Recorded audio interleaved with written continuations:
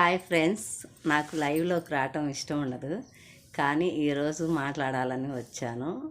నాకు జలుబు చేసి జ్వరం వచ్చింది, అయినా ఒక పాట పాడాలని మా వారు గుర్తుకొచ్చినప్పుడల్లా పాడతాను నేను ఆ పాట.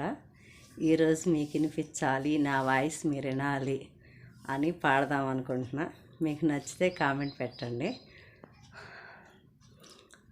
ఈ వేళలో నీవు ఏం చేస్తూ ఉంటావు అనుకుంటూ ఉంటాను ప్రతి నిమిషము నేను.